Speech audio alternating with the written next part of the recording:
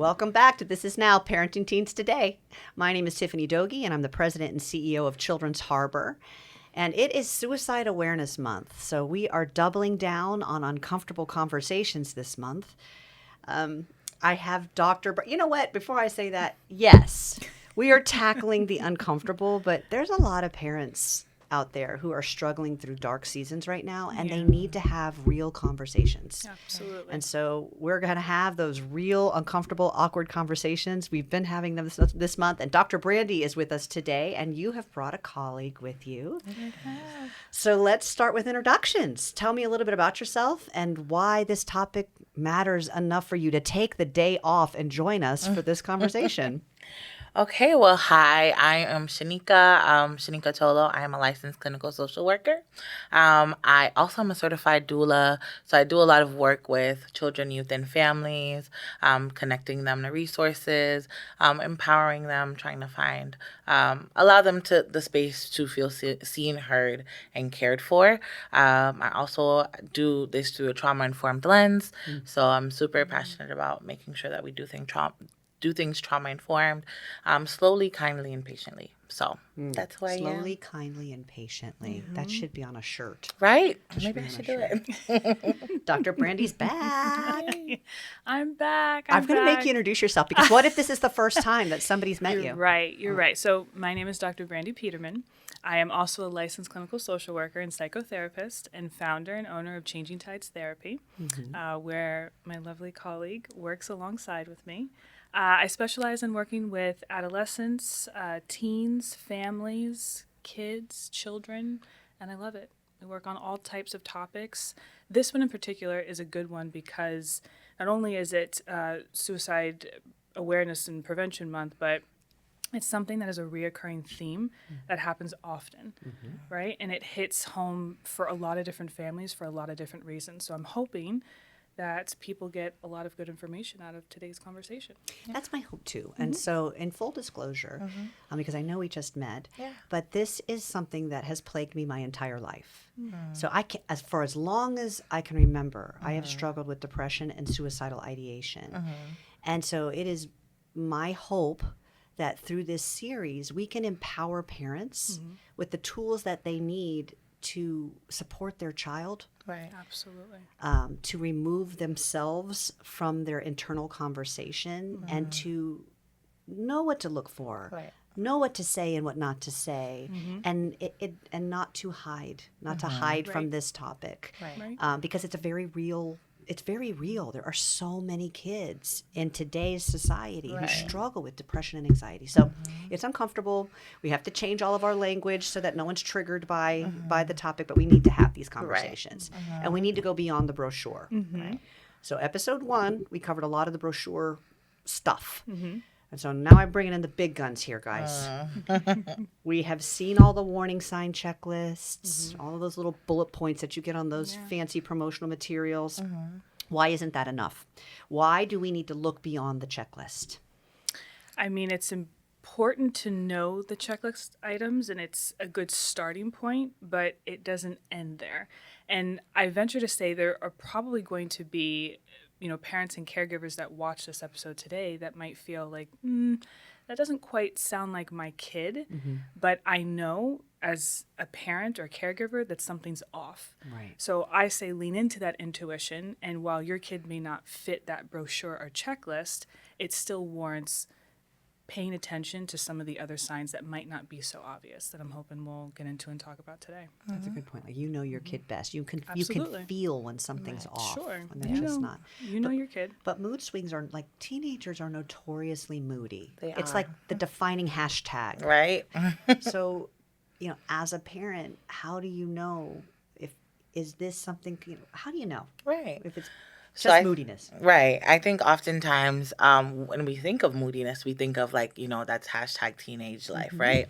But oftentimes what makes moodiness is the fact that there is an up and down, right? There is a time when they are maybe close their door, they don't want to talk to their family members or friends and things like that. But there is typically supposed to be a space of stability, right? Where they are more themselves. Now that can be someone that's more humorous. Maybe they're like, they love to joke around. Maybe they're a more serious kid, right?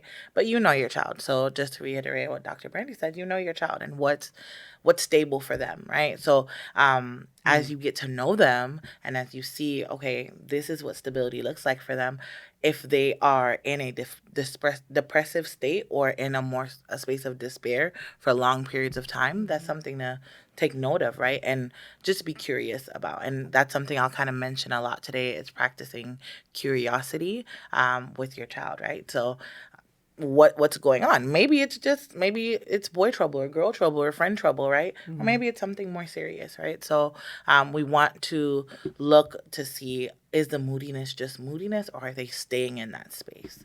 Just living like, and I think this is hard because they never come out of their bedroom, right? Like they do reach, all of them reach this point where it's like they don't want anything to do with you, and they live in their bedroom. The music's blasting, they're gaming, they're writing, they're doing their thing, and then occasionally they come out to eat. Sure. Unless you slide food under the right under the door. But that's a really good point. You know your kid. You know when something's off.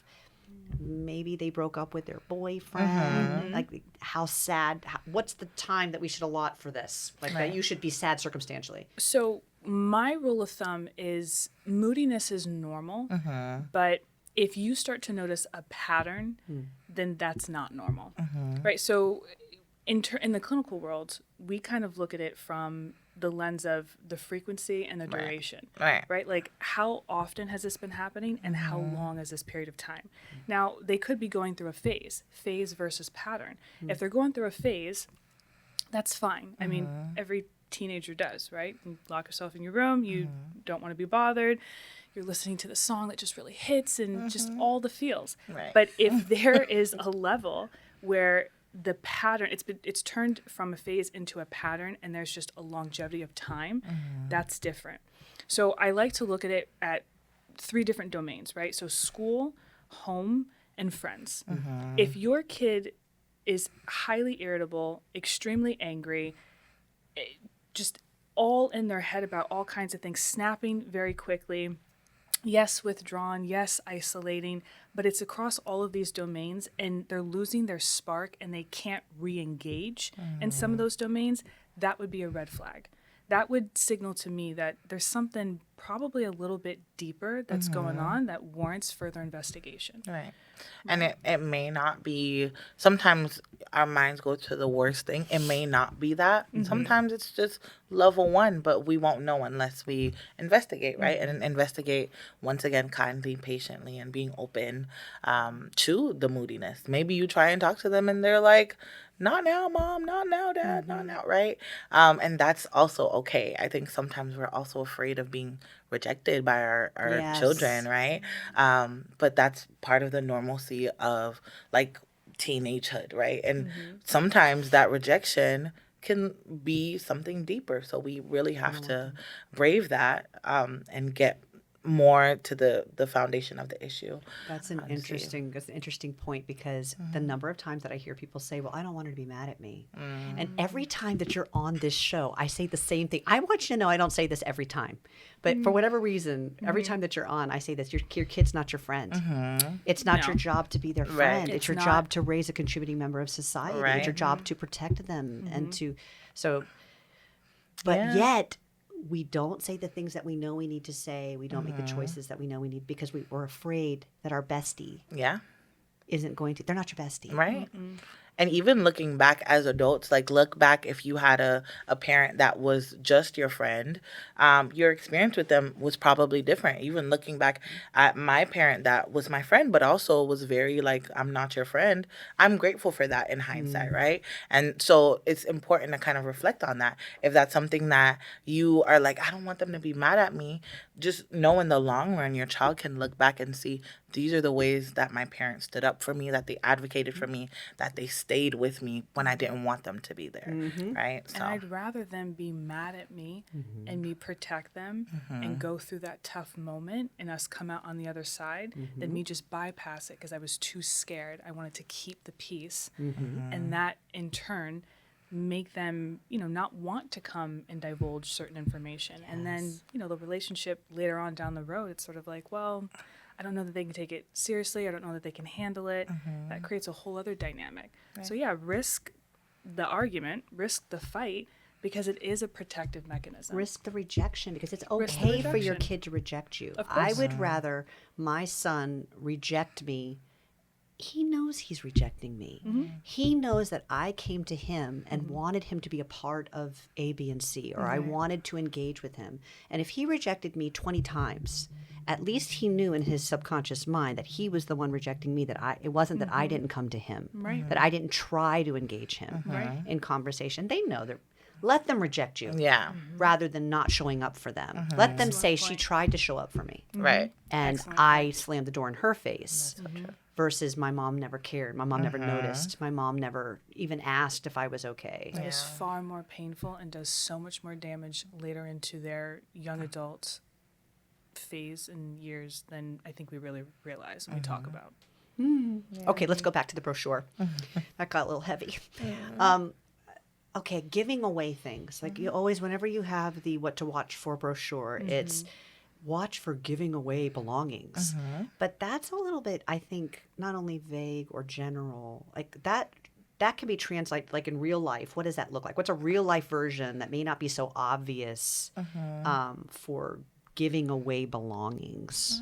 What else? So sometimes that could look like giving away like their reputation. So not being like not caring what people think anymore. If you have a young person that, prided themselves as being like a ball player or being a leader or even just being whatever. It could be even the kid that cares about like anime or something, and they no longer are showing interest in those things, right? And giving away how people view them within those spaces.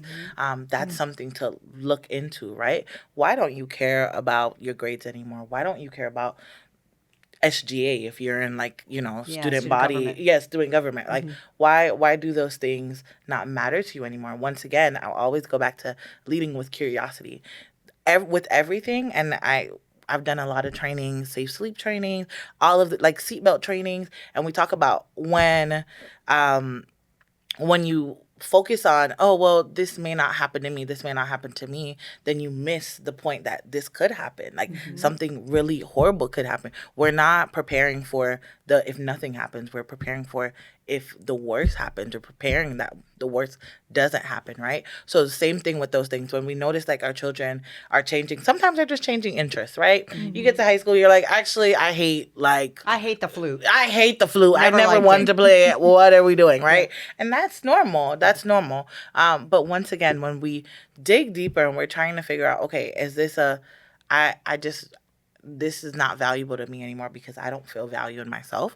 Or is this is just not valuable to me because I want to do something else? Are they pivoting? Are they going to something else? Are they changing where they see their value lying in now? Or is it just, I just don't see myself as valuable? So I think that sometimes giving away the perception of who you are can also be giving away belongings, right? And I think adding, for me, the tone of finality. Like listening to how they're talking about certain things, if they're not coming back and, excited about some of the same stuff, or they're like, you know what, don't worry about it, Mom, because I won't be here next year. It's not going to matter a year from now. Well, that would be, right, beep, beep. That's a red flag. Well, what do you mean you're not going to be here next year? Lead with that curiosity. Lean into that and start asking questions. Don't say, oh, they're just being overdramatic. Never say they're just being overdramatic. You say no that. One likes no one likes to hear they're being overdramatic. But just as teens can be overdramatic, parents can be overdramatic too. Yes, a lot. So it's it's a fine balance and it's a delicate dance. But for me, when I start hearing terms and sentences where there's a tone of finality in them, well, it's not going to matter a year from now. Well, I don't need to celebrate that birthday. It's not even a big deal to me anymore. And they used to be the biggest birthday person on the planet. Like it was something so meaningful and had such significance for them. Those are things that you want to pause and lean into with those curious questions. Absolutely. Can you give me some examples of kids from your past that you have worked with that maybe were outwardly fine, but we're really struggling, and what that looked like. Oh, yeah. So something that I see in my practice a lot are the kids that are the high achievers, right? Or the overachievers, and the class clowns. So you remember that special on Netflix, the Kevin Hart Laugh at My Pain? So it was a popular Netflix series that he did, but the title, The Laugh at My Pain, oftentimes comedic relief is aimed at, working through painful, traumatic experiences and then coming back and being able to laugh at it. So my class clown kid, or the kid that's always making self-deprecating comments, it's sort of like, how much does that really matter to you? How much are you trying to laugh this off, but deep down you're feeling hollow and empty inside, and it actually really is painful, but you're just trying to laugh it off because that's the easier thing to do. Or again, like my high achievers, where got to get an A B would never cut it. That's concerning because it's sort of like, that's great that you're making all of these wonderful achievements, and on the outside it may look like, oh, they're doing so well. They're on the soccer team. They are president of SGA. They are, straight A student. I get all the compliments when on the reports home from the teachers and the principal. But really, there's such immense pressure that's building inside. So I would say don't overlook those kids, right? It's not always the kid that's always in the room or video gaming or never wants to partake in family dinner conversation. It's those other kids, too, that we really need to have eyes on. And I don't say that to cause panic. I'm not trying to cause panic in any family households. It's just simply pay attention and engage in conversation. Connect. When you connect with your kids, and I got my favorite C words, connect, communicate, and consistency. When you connect in that way and you know your kid, they're far more likely to sort of open up in that way. Right. So just don't overlook the kids that seem to be doing well or seem to have it all. I will share something personal that will not make a clip, so you'll only hear it if you I had a doctor once that I was working with, and while I was in session, laughing hysterically. We are laughing to the point where we are leaking, okay? Laughing hysterically, and I remember that he stopped and he said, "I know I should Baker Act you." It was a moment of, like, the laughter settles, and he looks at me dead in the face and says, "I know that I should Baker Act you right now, but you're so damn funny." And so he went on, and obviously the session didn't end there, and went on to express empathy for the fact that I was particularly adept at making everyone else feel okay and using humor. And so when you're looking at somebody who's making you laugh and who appears to be completely normal, you have no idea that they're 5 minutes away from driving their car into a tree. And so that makes it hard for everyone. You just would, that's the client that you say, I had no idea. I had no idea. I was just in a meeting with her. I had no idea. Like Robin Williams. When that happened, that hit the world so that was hard. Remarkably difficult. It was. It's still difficult to talk about today because he was the funny guy. Right? He was the guy that brought laughter to everyone. Across the board. It did not discriminate. So, and depression, anxiety, chokes you out. Right. Suicidal ideation, it doesn't discriminate. Right. So you never know who's struggling. It could be the comedian. It could be the kid that looks like they got it all together. And because part of humor is caretaking, right? We want to take care of the people around us. And oftentimes that's also projection, what we want to be done to us. Yes. We want someone to take care of us. We want someone to see us, right? So when we are making people laugh, or even that kid that does everything in their family, is that person you go to, oftentimes they want to be taken care of, and it's like, maybe they'll see me, maybe they'll see that I need this, I need love, I need care. And sometimes we don't, because we're like, well, they're good, they're taking care of me. So there's a lot of assumption there, especially when we have, when you have, let's say within a family, there's like the troublemaker kid, or the kid that is doing all the stuff, the people pleaser. But the one that is caring for everyone usually gets overlooked, because we're worrying about little Johnny over there is the one that's taking all my attention, getting suspended. I got another parent-teacher conference, right? And your other child is there like, okay, I can go pick up Johnny, mommy, I can go figure this out. And it's like, but Mom, I need you to see me in the small things, right? So I've seen that with a lot of my clients too, where oftentimes I'll come and I'm like, how are you doing? And they're like, I'm good. How are you? How is it? And I'm like, I'm so grateful that you want to care about me and like know how I'm doing. But this is a space for you. This is a space for you to be seen, for you to share. And that's usually like for my caretaker clients, they're like, oh, this is okay. They don't even know what to do with it. Yeah. How do I be in this moment, Yes. right? So I think that's super important too. That caretaker needs to be taken care of. They need space to just be. Yes. Genders. So we tend to, I think that the general population tends to view females as more, what's the word, susceptible? Like more of the victim, but boys are also struggling. They are impacted just as much. And so what does that look like? Like they struggle with gender role. Right now, a lot of gender role, I don't want to use the word client, but a lot of gender role situations are happening. Yes. So it used to be, let's just use body image. Girls, I feel fat. I don't feel comfortable in my skin. But boys are really struggling with this right now. Yeah. The idea that I have to be strong enough, or you got to be the man of the house, right? So from a cultural standpoint, it could look different across the board.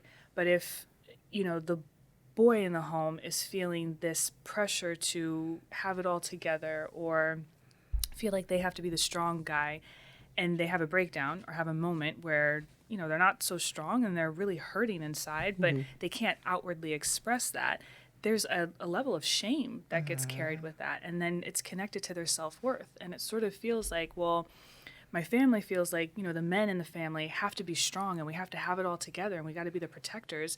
But really, I just had the worst breakup of my life, or I had a friendship falling out, or, something really bad happened, and I feel like I can't express that. So does that mean I'm not strong enough? They start to question themselves. And if I'm not strong enough and I don't meet what my family values, then why am I here? Then they start to really question their self-worth. Yeah. And then it spirals from that point. Yeah. So I don't want to same thing that we talked about in the body image episode. I don't want to discount boys. They are equally susceptible to this just as much. Yeah. It's a lot. And statistically, males actually commit suicide at a higher rate. Yeah. That's what I do too. But when you more violently, yes, that does definitely. Let's not go that deep. Okay. But yes, definitely the methodology by which they choose to end their life is very different than the methodology that females tend to choose. Right.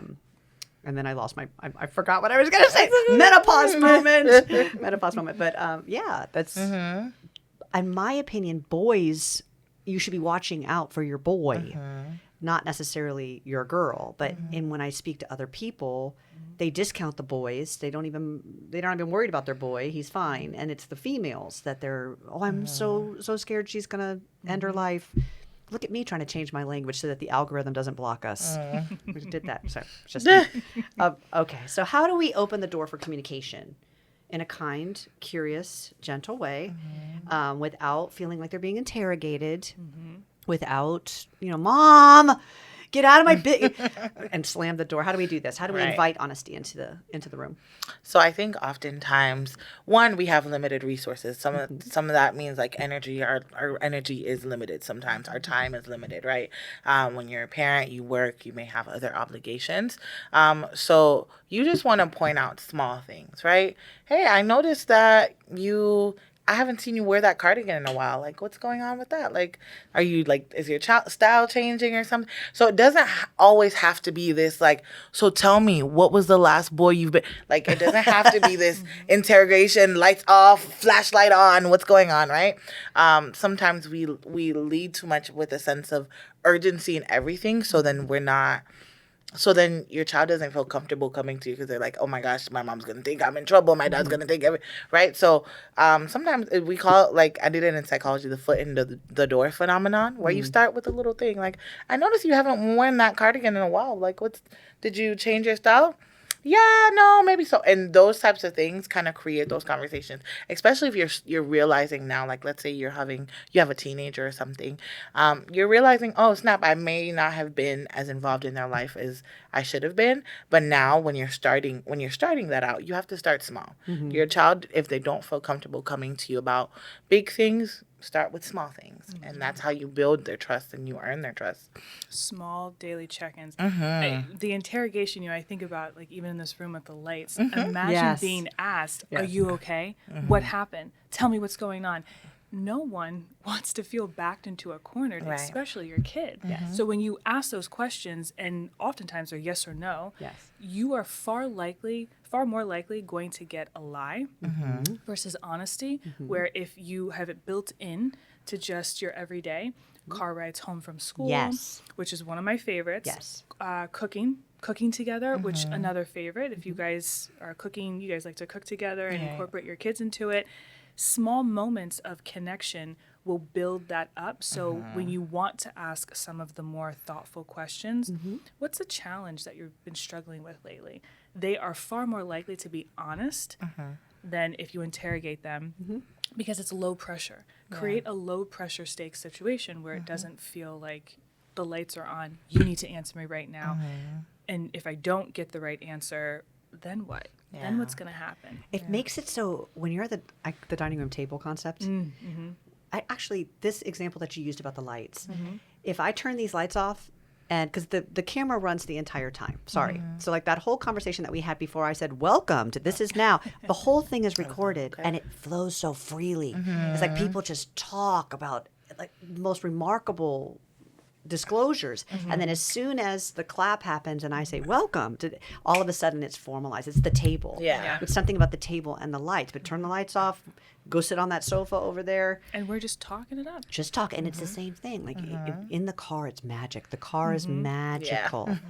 Or just sitting on the sofa with, while you're watching YouTube, like the magical. If you put your phone down. If you put your phone down. Making sure that when you're having these conversations, that's such an excellent point. Do not be distracted. I have seen that many times where, parents are trying to make the effort, but they're multitasking. Right. Those are not moments that you want to multitask. They're trying to be vulnerable and open up. They need your undivided attention. Put the phone down. You can answer the email as soon as you're done. Right. Please, they're not answering emails. They are scrolling. They are doing. That was very kind of you. The parents can scroll later. Yes, you can scroll later. But in that moment, that is such an opportune place for you and your kid to connect and have those real life conversations. And even if it's just like, let's say you're like, this is awkward, I don't want to lean into that yet. Sometimes a TV show, right? There's a lot of shows out there that have pretty like sensitive topics. I'm a 90s, 2000s person when it comes to TV because I really love a lot of the topics there. They breed good conversation, right? So, let's say that could be a good time. You can be like, let me show you one of the shows I knew from when I was a kid and you have a good conversation about that. What does that make you feel like? You see this happening in the show. Have you ever felt like that? I felt like that. And that's another thing. Sometimes we expect our kids to be vulnerable and we don't want to be vulnerable in any capacity with them, right? So that doesn't mean you're not like, oh my gosh, kid, life is hard. Like, you're not just trauma dumping on your child. You're being mindful, but you're also, there's some reciprocal vulnerability. You're showing, these are some things I struggled with as a child, right? Sometimes we forget we were once in that space. And it may have looked differently. It may have sounded differently, but you were once in that space of like being a teenager, being a child, trying to figure it out.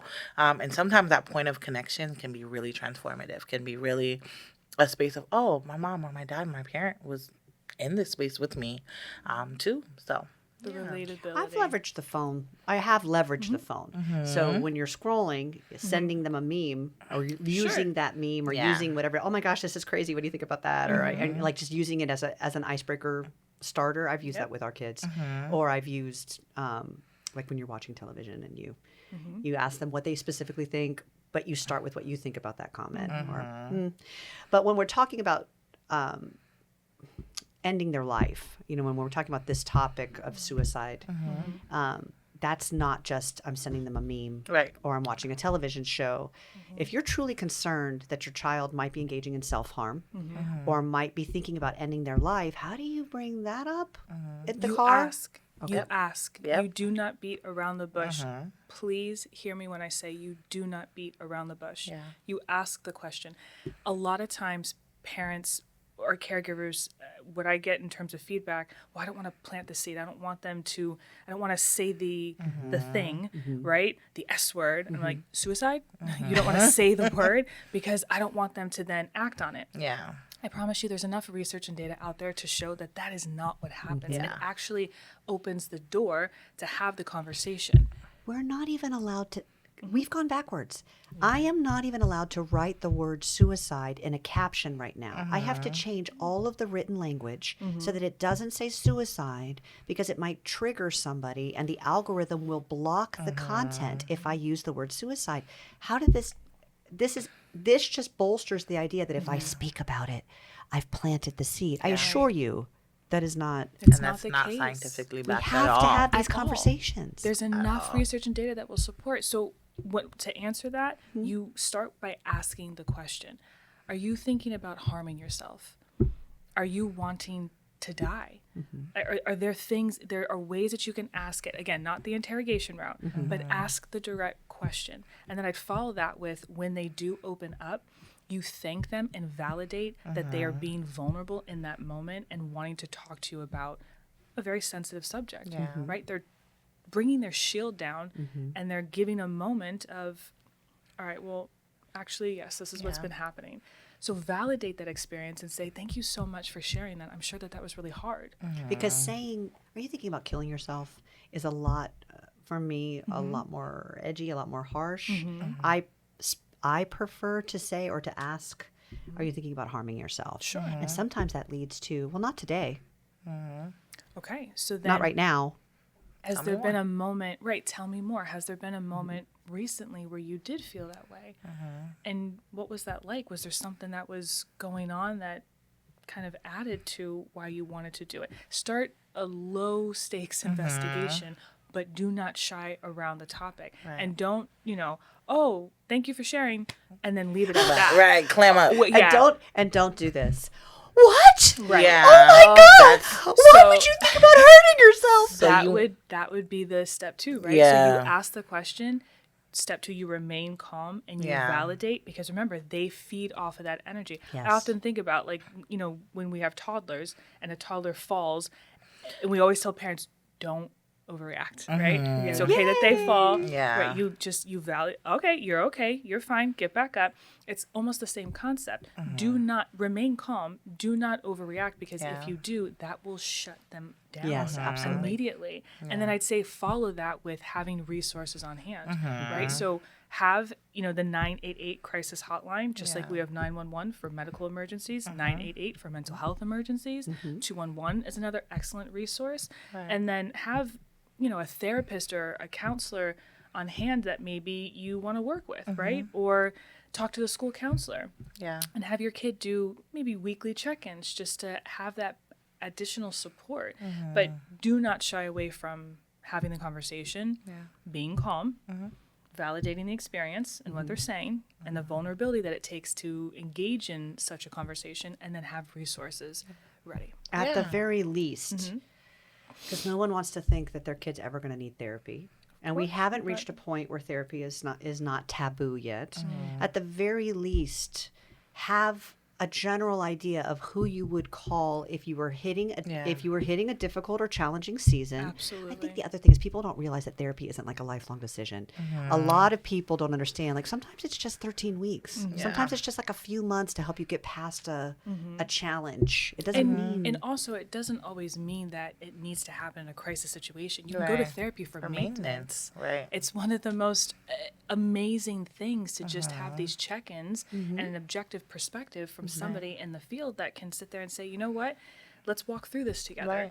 And it's an awesome feeling. So yes, I totally agree with what you just said just now. Have some sort of a resource or a place that you feel, something that you feel you can lean on. Don't wait Therapy is until such a good resource to use. we haven't talked about self-harm. I don't want to wrap up. I mean, nobody ever wants to talk about self-harm. It's either it's very dramatic in the way that we have these conversations. It's like my child wanted to end their life or nothing. But there is, I don't want to say an in-between that's never really delved into. If you find out that your child is harming themselves in some way, maybe deliberately cutting themselves. I'm sorry? Burning. Does that mean they want to end their life? No, that may not be the case at all. So I've worked with families that engage, like children that engage in self-harm. A lot of times they're like, I just want to feel something. Maybe I feel numb, I feel apathetic, and I just want to feel something in this moment. So a lot of times that's not the case at all. Is it something to explore more? Absolutely. It's not, all right, well, they don't want to harm themselves, so it's fine. Let me just let them do that in peace. No, right? You want to definitely explore more and see where they're coming from, see what's going on, and get them the resources that can be helpful. So that's a therapist. Sometimes a lot of my clients that struggle with self-harm, there's a lot of anxiety that's involved, right? That's a way for them to relieve their anxiety, right? So we want to figure out where the root of that and find some helpful coping skills for that. I like to do safety plans with my clients, but I also encourage like parents to do that as well. Yes. Canva has some cute ones. I know it's weird to say, but they have some cute ones. What I do now, I have a cute one where I can put like graphics and things in there, and my client kind of comes up with how they want the wording to be. They get to come up with everything like, help me, and then they'll put the people that they want to help them. Like, here are some things like my struggles or signs I need help, and they personalize it themselves, right? Okay, so let's just pause because I'm thinking about people with no clinical background or what is a safety plan?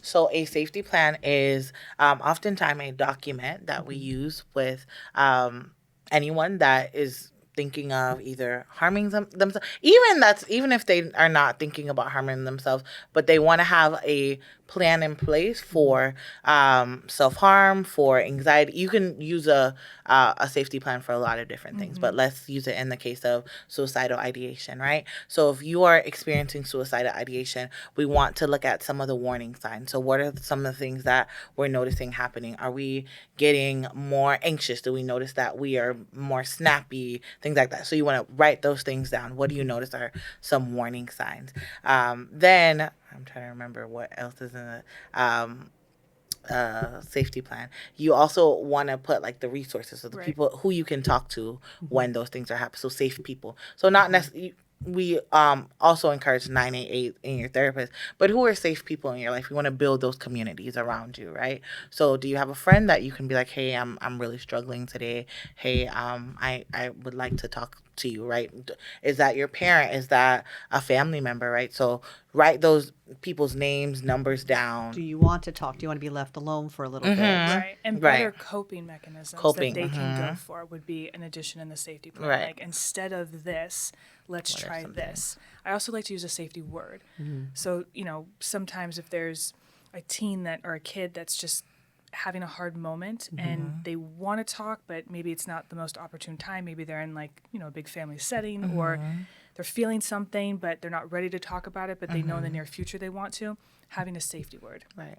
That, between them and whatever identified parent or caregiver or friend or family member that they feel most comfortable with, that goes a long way too. Yeah. So safety planning, safety word, all of those things, very important. What I'm trying to empower parents with, because I've talked to so many people who because they gravitate to us. I'm not a therapist, but I know people. So just and they'll say, oh, my daughter's cutting herself, or my daughter found out, and they immediately want to Baker Act their child because it's the only tool that they have in their toolbox is a Baker Act. But it doesn't always have to be a Baker Act. No, it doesn't. It doesn't. But they're panicking because their baby is hurting themselves and they don't know what to do. So making sure that you have, it might happen. Your kid, your family might go through a challenge that's difficult. Having a therapist in your toolbox that you would call if something happened and you needed to speak to somebody is important. So so don't wait for something to happen in your home. Have that therapist number or just, look up their website. Just have it as a tool in your toolbox and then explore safety plans. When your child is feeling this way or is exhibiting these symptoms, do they want to be left alone for an hour to listen to their favorite soundtrack, and then they're willing to come speak to you, or having a kind of like the parameter in place. Having these tools are extremely helpful and is a big part of prevention, right? So once you have all of this stuff, you know how to handle it, and you yourself as the parent or caregiver will feel a lot more confident. Right. And okay, if it hits the fan, this is what I can do. And you can also share it with friends and family. So if someone comes to you, hey, we recently experienced a hard, moment in our family. This is what we did. And then share it. Yeah. And knowledge Sharing is power. helpful. I know Knowledge that is sounds power. super corny, but it really is. allows you to feel powerful in these Absolutely. situations. Oftentimes when we don't know, we're like, oh my gosh, like everything feels far away. Resources feel far away. Community feels far away. Resources are far away. They are far away. It is not oftentimes. easy to engage services. Right. And not everybody can afford services. So just That's where that 988 988 is that comes a in. phenomenal 211. resource. 988 nationally. 211. Doesn't matter where you are in the nation. If you dial 988, there's a mobile crisis unit available to you, or they can walk you through the steps. Right. Just if you program it into your phone, 988. Doesn't matter if it's somebody at work. Doesn't matter if it's an adult or a teenager. 988 is your mental health resource. Have your teen have it in their phone too. Yes, If they're because not they talk around to each you. other. Right. 100%. So what have we missed? If there's one takeaway that you would like parents to leave with, Dr. Brandy, what would it be? I mean, have the conversations consistently. Do the check-ins. Start now. We're still at the beginning of the school year, so it's such a great opportunity to start building these rituals with your family where you guys are having these open conversations, having these moments where you're, again, like checking in with your kid. Like, what's a hard moment for you? What is a challenge that you're anticipating? Or, what are some things that maybe you want to talk about? Start that now and be consistent with it. And that builds on that relationship where when something does come up, they will be far more comfortable. Chances are far more comfortable coming to you and saying, how we have our check-ins, and the other day you were asking me about a challenge or something that's been going on in my life. Well, something happened. That opens up the door for that conversation. And don't get mad. Don't get mad. Yeah. Stay calm. Have your support team too, right? Have friends and family and people that you lean on as well. Do not break their confidentiality and trust. That is a big one. Huge.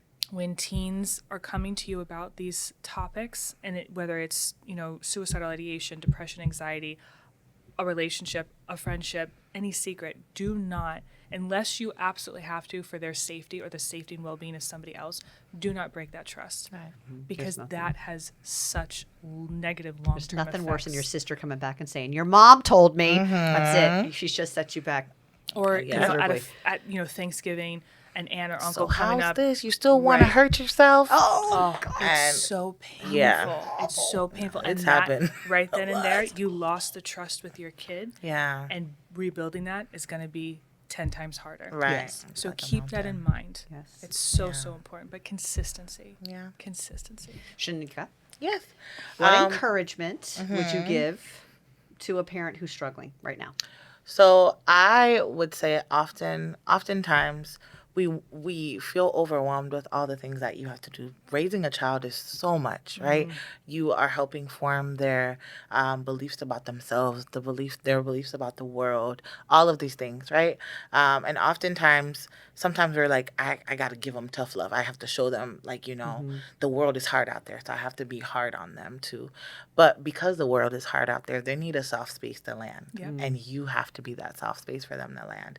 So that looks like taking the time. Once again, we talked about how time and energy sometimes is limited, right? It's a resource that is limited. But whatever time you do have, you can. If you work 3 jobs and you have 5-minute break in between, while you're making your dinner, asking your kid, hey, how are you doing today? Here's what happened with me, a quick 1-minute summary.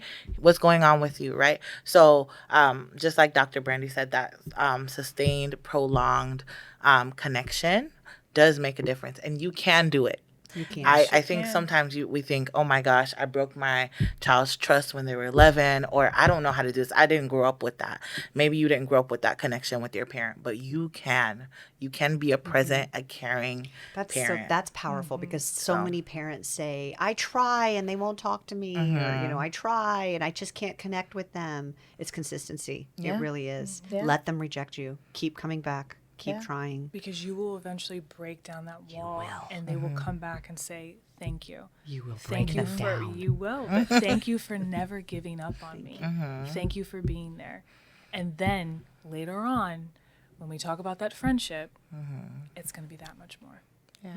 So Oh, thank you guys so much. This is such an uncomfortable, awkward, just thank you It's a for tough being willing topic, to have the conversation and going deeper with it than most of the brochures. All of the brochures, let's be honest. Yeah. It's only 3 Same bullet pages. points over and over and over again. Thank you for being willing to have a real conversation for the parents who listen to us. And I can't wait to see you next time on This Is Now, Parenting Teens Today. If you like this kind of content, if you feel that it brought value to you, please subscribe. It really does help us out. And share this with a parent who's struggling in your world. Have a great day, everybody. See you next time. Bye.